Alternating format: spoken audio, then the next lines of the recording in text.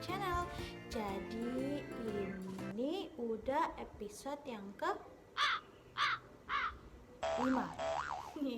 Nah, teman-teman tahu nggak episode yang ke-5 ini bakalan bahas apa? Ada yang tahu? Nah, bener.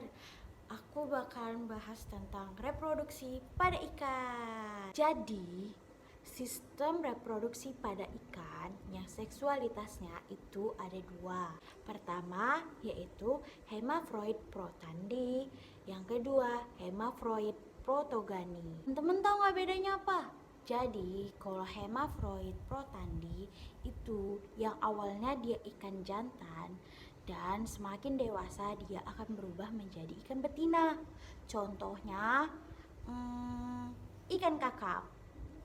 Terus kalau hemafroid protogani itu yang awalnya dia betina semakin dewasa akan berubah menjadi jantan. Contohnya ikan kerapu. Selanjutnya ciri-ciri seksualnya. Ciri-ciri seksual pada ikan itu ada dua.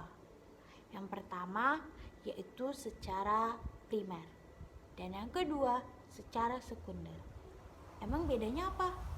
Kalau primer itu alat atau organ yang berhubungan langsung dengan proses dari reproduksinya.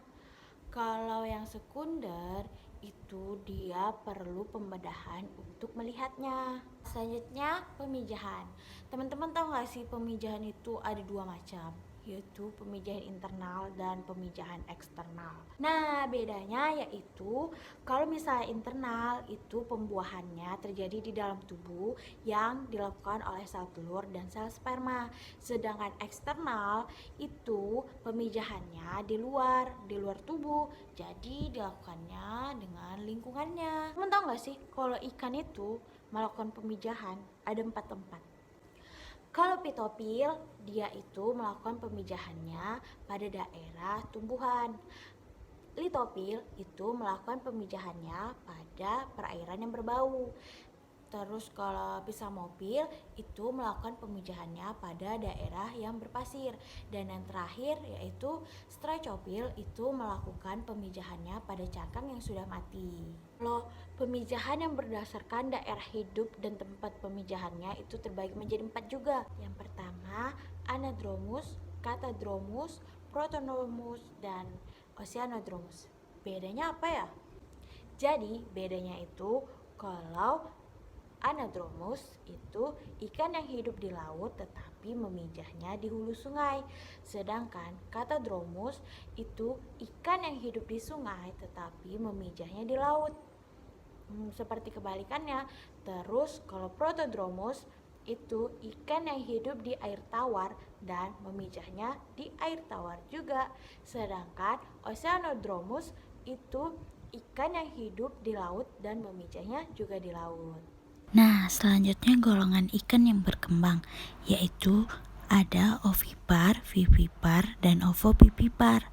Nah, ikan yang ini itu bersifat ovipar, yaitu golongan ikan yang bertelur pada waktu pemijahan.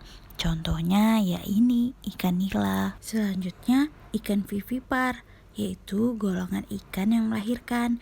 Contohnya ini ikan gupi. Cantik ya. Nah, yang terakhir yaitu ikan ovovivipar, yaitu di mana induk ikan bertelur di dalam tubuh dan melahirkan anaknya. Contohnya ikan hiu harimau. Episode kali ini materinya sampai di sini aja.